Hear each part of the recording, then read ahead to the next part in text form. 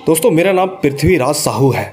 मैं वेस्ट बंगाल का रहने वाला हूँ और ठीक आज जो कहानी मैं आप सभी को सुनाने जा रहा हूँ वो मेरे दोस्त के साथ घटी एक सच्ची घटना है। दोस्तों, ये बात आज से 4 साल पहले की है। मेरा एक दोस्त जिसका नाम रोहन है, वो एक दिन अपने मामा जी के घर गया था। बंगाल में नदिया नाम का डिस्ट्रिक्ट है, उसके मामा जी वहीं पर रहते थे और तो और ठीक उसी के पास ही बांग्लादेश का बॉर्डर है। तो दोस्तों, मेरे दोस्त को अपने मामा जी के घर पहुंचते पहुंचते शाम हो गई थी। उस वक्त शाम के 6 बजे होंगे। तो उसने स्टेशन से आगे को बस में ट्रैवल शुरू किया। ट्रैवल करते वक्त उसने कुछ आधे घंटे का रास्ता ही पूरा किया था कि इसके बाद ही वो एक बस स्टॉप पर उतरा। उसके उतरते ही वो जिस स्टॉप पर उतरा था वहाँ का पूरा बस एकदम खाली हो गया। इसके बाद उसे आगे जाने के लिए कुछ भी नहीं मिल रहा था।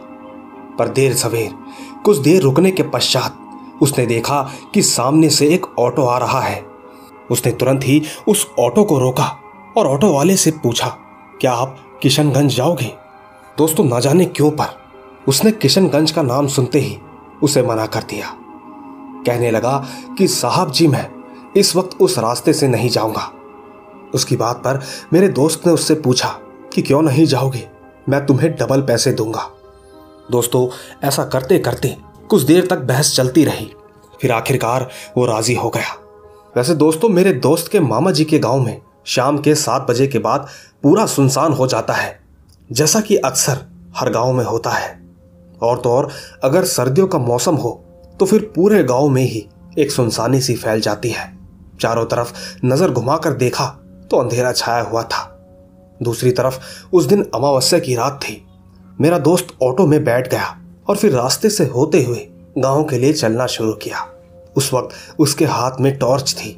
टॉर्च की लाइट जहां जहां पर पड़ रही थी सिर्फ उसे उतना ही दिखाई दे रहा था। रास्ते के दोनों तरफ बड़े बड़े पेड़ और घना जंगल था। दूर दूर कहीं कुछ जगहों में खेत भी दिखाई दे रहे थे। ऑटो चलता रहा। फिर आगे चलकर एक पीपल का पेड़ आया। उसके पास जाकर वो ऑटो अचानक वहीं रुक गया। ऑटो के रुकते ही उस ऑटो वाले ने कहा कि साहब जी, हम इसके आगे नहीं जाएंगे, आप इसके आगे पैदल ही चले जाइए। दोस्तों, मेरा दोस्त उसकी ये बात सुनकर गुस्सा हो गया। बोलने लगा कि मेरे मामा जी का घर यहाँ से बस 2 किलोमीटर दूर है। खुद ही सोचो, मैं इतनी दूर पैदल कैसे जाऊंगा। दूसरी तरफ उस ऑटो वाले ने बस एक ही बात कही कि साहब जी, मुझे कुछ मत बताइए, मैं बस इसके आगे नहीं जा पाऊंगा। मेरा दोस्त गुस्सा होकर नीचे उतरा और वहां से पैदल ही निकलने लगा। चलते चलते उसने अपने हाथ में पहनी हुई घड़ी की तरफ देखा। उस वक्त रात के 8 बज रहे होंगे। साथ ही पीपल के पेड़ वाला रास्ता क्रॉस करने के बाद वो कच्ची वाली रोड से जा रहा था। उस रास्ते पर चलते चलते कुछ दूरी पर उसे रास्ते के बाईं तरफ एक तालाब दिखाई दिया। जब वो उस तालाब के पास से गुजर रहा था तब उसी समय तालाब से किसी की आवाज आई। वो आवाज कुछ ऐसी थी कि जैसे कोई उस वक्त उस तालाब में कूदा हो। इस आवाज को सुनकर वो सोचने लगा कि इस वक्त इतनी रात गए कौन तालाब में कूदेगा। वो बिल्कुल आश्चर्यचकित हो गया था। फिर उसने उस तालाब की ओर अपने टॉर्च की रोशनी मारी, पर उसे कुछ भी नहीं दिखाई दिया। तालाब एकदम सुनसान पड़ा था। उसने सोचा कि उसके मन का वहम होगा। बस यही सोचकर उसने आगे बढ़ना शुरू किया। 10 मिनट चलने के बाद वो उस रास्ते पर पहुंचा जिस रास्ते के दोनों ही तरफ खेत थे। चलते चलते उसे थोड़ी दूरी पर कोई खड़ा हुआ दिखाई दिया। टॉर्च की रोशनी से वो साफ दिखाई दे रहा था। उसने सफेद रंग के कपड़े पहने हुए थे। वो इंसान धीरे धीरे उसी की तरफ आ रहा था, पर मेरा दोस्त ये नहीं समझ पा रहा था कि वो औरत है या आदमी, क्योंकि उसके टॉर्च की रोशनी काफी दूर तक नहीं जा पा रही थी। उसने सोचा कि इस समय यहाँ पर कौन हो सकता है। यही सोचते सोचते वो आगे बढ़ता रहा।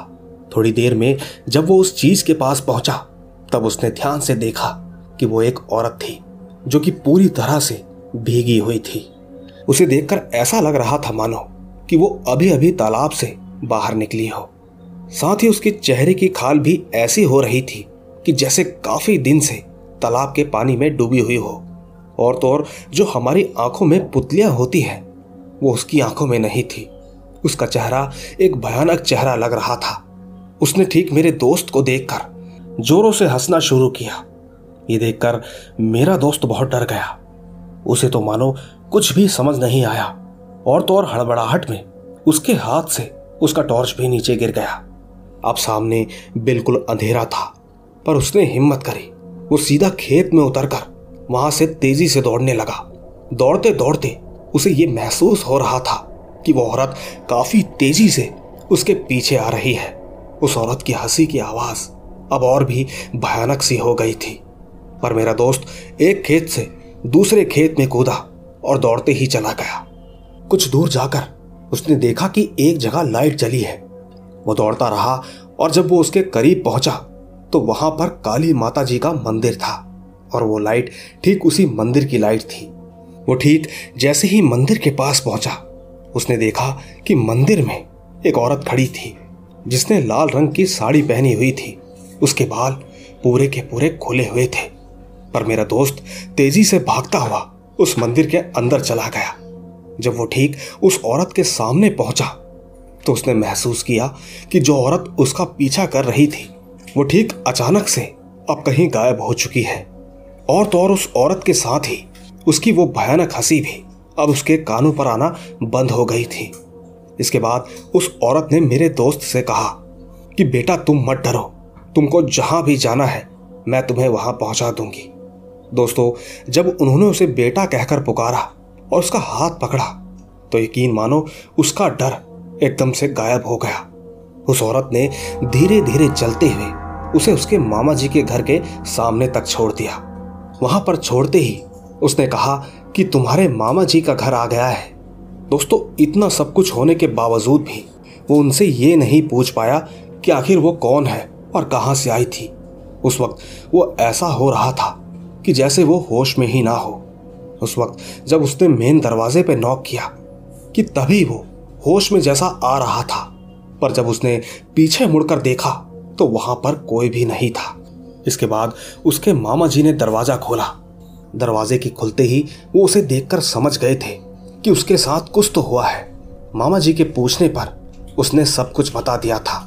उसकी सारी बातें सुनने के बाद मामा और मामी जी कहने लगे कि बेटा आज तुम बाल बाल बच गए। माता काली ने तुम्हें बचाया है। आज से ठीक 15 दिन पहले उस तालाब में एक लड़की ने डूबकर सुसाइड किया था। ठीक उसके बाद से ही उस रास्ते में उस लड़की की आत्मा भटकती रहती है। इसीलिए कोई भी शाम के बाद से उस रास्ते से आता जाता नहीं है। दोस्तों, उस दिन से मेरा दोस्त शाम के समय अपने मामा जी के घर नहीं जाता है। हाँ, अगर कभी जाना हुआ तो वो सुबह के समय ही चले जाता है। बाकी आपको इनकी कहानी में कितनी सच्चाई लगी नीचे कमेंट्स में जरूर बताइएगा। तो दोस्तों, देखा आपने, ये थी पृथ्वीराज साहू की कहानी। दोस्तों, ये कहानी इंटरेस्टिंग तो थी, मगर अब आपको पता नहीं कैसी लगेगी। खैर, मैं ले चलता हूं आपको हमारी आज की दूसरी कहानी की तरफ। आइए सुनते हैं। हेलो दोस्तों, मैं नेपाल का रहने वाला हूं, और ठीक आज जो कहानी मैं आप सभी को सुनाने जा रहा हूं वो मेरे साथ घटी एक सच्ची घटना है। दोस्तों, ये बात तब की है जब मैं 13 साल का था। मेरे पिताजी इंडियन आर्मी में थे। तब हम लोग इंडिया में ही रहते थे, क्योंकि वहां पिताजी को सरकारी क्वार्टर मिला हुआ था। हम सब उसी में रहते थे। एक दिन की बात है, शाम के समय हम सब बच्चे लोग सीताफल नाम के फल तोड़ने के लिए गए हुए थे। उस पेड़ के सामने वाले घर में काफी साल पहले एक आदमी को जलाकर मार दिया गया था। उस वक्त ये बात हम लोगों को नहीं पता थी। हम लोग उस फल को लेकर घर पर आ गए, मगर सच कहें तो हमें ये नहीं पता था कि हमारे पीछे पीछे एक आत्मा भी आ गई थी। इसके बाद मैंने उस फल को काटकर खाने की कोशिश की, और जैसे ही मैंने उस फल को काटा कि उसी समय मेरे पूरे शरीर पर छोटे छोटे से काले रंग के धब्बे जैसे आ गए थे। उस वक्त मैं बच्चा ही था। मुझे उस समय कुछ भी समझ नहीं आया। मेरे लिए ये सब कोई बड़ी बात नहीं थी। पर दोस्तों, रात को सोते समय मेरा शरीर इतना गर्म हो गया था कि जैसे कि मेरे शरीर को किसी ने आग पर सेक दिया हो। ठीक उसी रात को हमारे घर पर अचानक से किसी के चिल्लाने की आवाज आ रही थी। ऐसा लग रहा था मानो कि जैसे कोई बाहर बैठकर रो रहा हो। उस समय मेरे पिताजी भी घर पर नहीं थे, इसीलिए हम लोगों को जाकर दरवाजा खोलने की हिम्मत तक नहीं हुई। खैर, वो रात जैसे तैसे कट गई। इसके बाद मेरी माँ ने मुझे बहुत से बाबा जी को दिखाया, पर मुझे कोई भी ठीक नहीं कर सका। फिर आखिरी में कहीं जाकर एक आंटी को मालूम हुआ कि कैसे मैं उधर जाकर फल लेकर आया था। तब से ही मेरे साथ ऐसा हो रहा है। वो आंटी हमारे घर आकर हमें बताने लगी कि बहुत साल पहले वहां पर एक आदमी जलकर मर गया था। ये शायद उसी की बुरी आत्मा आपके बेटे के शरीर पर कब्जा किए हुए है। दोस्तों, फिर उस आंटी ने 4 दिन तक हमारे घर पर पूजा करवाई। पूजा के बाद से ही धीरे धीरे मैं ठीक हुआ।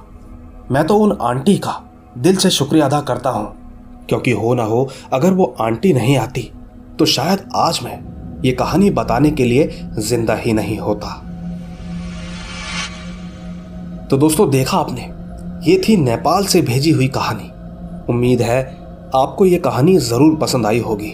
बाकी तब तक मैं ले चलता हूं आपको हमारी आज की तीसरी कहानी की तरफ। आइए सुनते हैं। दोस्तों, मेरा नाम शिवा है। मैं जमशेदपुर शहर के बिरसा नगर जोन नंबर 6 का रहने वाला हूं। और ठीक आज जो कहानी मैं आप सभी को सुनाने जा रहा हूं वो मेरे दोस्त के साथ घटी एक सच्ची घटना है। दोस्तों, मेरा दोस्त जिसका नाम आकाश था, वो कुछ समय पहले अपने गांव गया था। तकरीबन 1 हफ्ते बाद वो लौटकर आया। तब मुझे जैसे ही मालूम चला कि आकाश लौट आया है, मैं भी सीधा उससे मिलने चला गया। ठीक जब मैं उसके पास पहुंचा तब मैंने देखा कि आकाश काफी कमजोर हो चुका था। यही देखकर मैंने उससे पूछा कि आकाश, क्या हुआ? गांव में तू खाना नहीं खाता था क्या, जो इतना कमजोर हो गया है? दोस्तों, मैं तो मजाक कर रहा था, मगर वो चिढ़ गया। वो मुझसे कहने लगा कि तुम क्या जानते हो? मैंने उससे बड़ी प्यार से कहा कि सॉरी यार, बताना तुझे क्या हुआ। दोस्तों, उस वक्त आकाश बताने से डर रहा था। तब मैंने उससे कहा कि ठीक है, मत बता, मैं खुद ही आंटी से पूछ लेता हूं। दोस्तों, मेरा इतना कहते ही आकाश ने कहा कि भाई क्या बताऊं, बस ये समझ ले मौत के मुंह से बचकर आया हूं। उसने बताया कि उसके गांव में जहां उसका परिवार रहता था, वहां से कुछ ही दूरी में एक शौचालय है। वहां के लोग सब वहीं पर जाते थे, तो वो भी जाया करता था, क्योंकि शहर में रहने की वजह से अब खेत में जाने का मन नहीं करता। बस इसीलिए वो भी उस शौचालय में जाता था। एक दिन उसकी चाची ने कहा कि रात के 9 बजे के बाद अकेले वहां पर मत जाना, और अगर तुम्हें जाना ही पड़े तो खेत में चले जाना। तब उसने चाची से पूछा कि ऐसा क्यों? चाची ने जो कहा उसे सुनकर उसके होश ही उड़ गए। उन्होंने कहा कि उस बाथरूम में भूत रहता है। गांव वाले उसे बाथरूम भूत बुलाते हैं। इतना सुनते ही उसने तब तो हाँ कह दिया, मगर उसे चाची की बात पर जरा भी विश्वास नहीं हुआ। उसे तो बस यही लगा था कि शायद चाची उसे डराने के लिए ये सब कह रही है। वो यही सोच रहा था कि ये सब बकवास है, कोई भूत प्रेत नहीं होते, सब ढोंग है। क्या मुर्दे भी किसी को तंग करते हैं? उस रात वो यही सब सोचते सोचते सो गया, पर पता नहीं कैसे अगली सुबह उसका पेट एकदम खराब हो गया। साथ ही मेरा दोस्त बार बार बाथरूम जाकर थक गया था। वैसे वो दिन भर तो ठीक था, लेकिन फिर जब रात हुई तो उसे बाथरूम जाना था।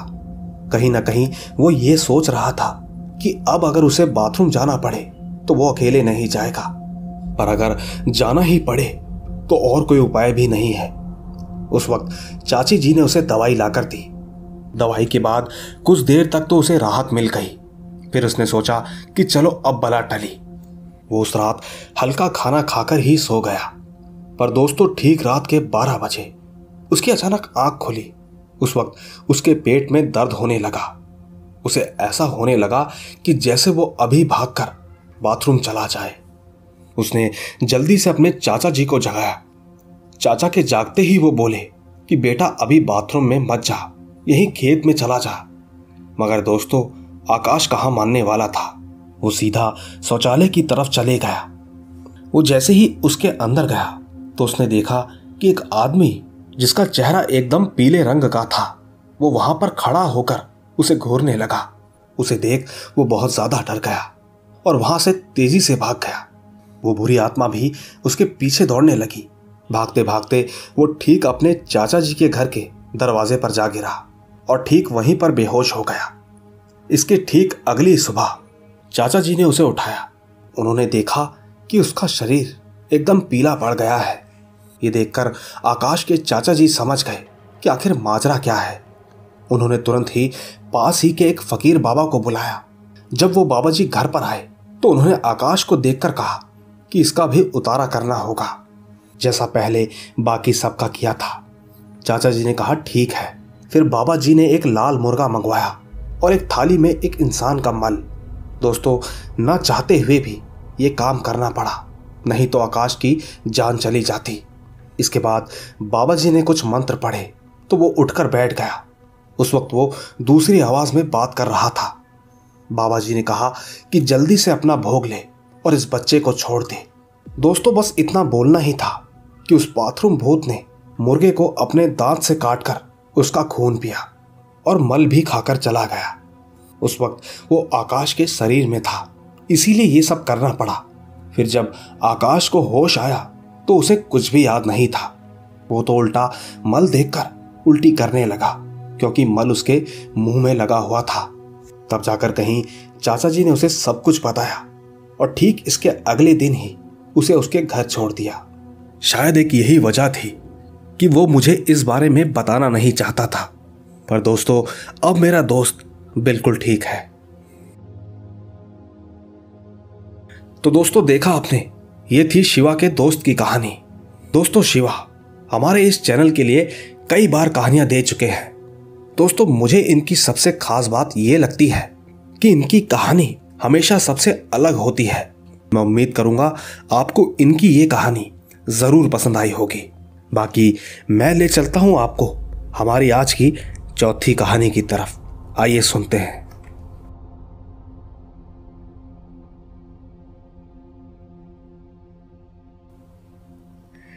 दोस्तों, मेरा नाम दानिश है। मैं जोधपुर का रहने वाला हूं। ये कहानी मेरे दादाजी के साथ घटी एक सच्ची घटना है। ये बात 1955 की है। तब मेरे दादाजी बहुत छोटे हुआ करते थे। उस वक्त उनकी उम्र लगभग 14 साल रही होगी। एक दिन की बात है, मेरे दादाजी और उनके 10 दोस्त खेत में खेल रहे थे। उस समय शाम के 7 बज रहे होंगे। तो ठीक उन लोगों को खेलते खेलते समय का अंदाजा ही नहीं हुआ कि कब रात के 11 बज गए थे। फिर उन्होंने अपने दोस्तों से कहा कि चलो अब बहुत खेल लिया है, अब अपने अपने घर चलते हैं। इसके बाद वो वहां से घर के लिए आने लगे। वो जिस रास्ते से आ रहे थे उस रास्ते में उन्हें एक गधा मिला। गधे को देखकर उनके दोस्त उस गधे के पास चले गए और उसके साथ खेलने लगे। वो कभी उसके ऊपर बैठ रहे थे तो कभी कुछ कर रहे थे। मगर कुछ देर बाद जब उनके दोस्त उसके ऊपर बैठने लगे तो गधे का कद अचानक ही बढ़ता चला गया। उस वक्त उसमें मेरे दादाजी भी बैठे हुए थे। जब सब लोग उसके ऊपर बैठे हुए थे तो तभी गधे ने एकदम वहां से दौड़ लगाई। वो तकरीबन 5 किलोमीटर दूर उन सबको लेकर चला गया था। इसके बाद वो सब बहुत ज्यादा डरने लगे। वो साथ ही रोने चीखने लगे। फिर एक एक करके सब गधे की पीठ से नीचे कूदकर भाग गए, लेकिन मेरे दादाजी अकेले रह गए। इसके बाद उन्होंने भी कूद लगाई और वो भी भागने लगे। भागते भागते जब उन्होंने पीछे मुड़कर देखा तो वो बहुत घबरा गए थे। उनके तो डर से पैर कांपने लगे थे। उन्होंने देखा कि उनके पीछे 10 से 12 लोग करीब करीब 20 फुट लंबे भयानक जैसे दिखने वाले शैतान आ रहे थे।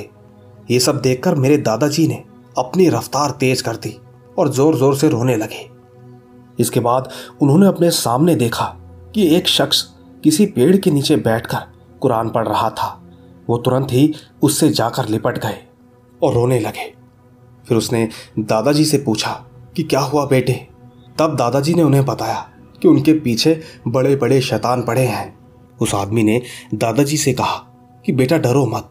दादाजी ने कहा कि मुझे घर जाना है। फिर उस आदमी ने दादाजी के सर पर हाथ फेरा और जोरों से बाल पकड़कर खींच दिए। दादाजी को कुछ भी पता नहीं चला।